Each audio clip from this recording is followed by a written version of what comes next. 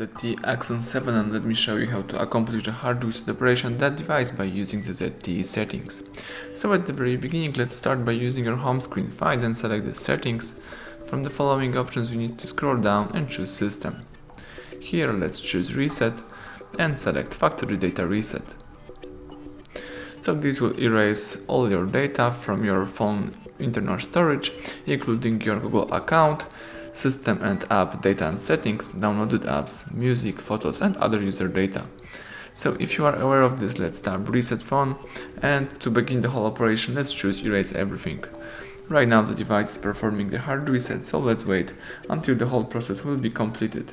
Do not interrupt while the process is running.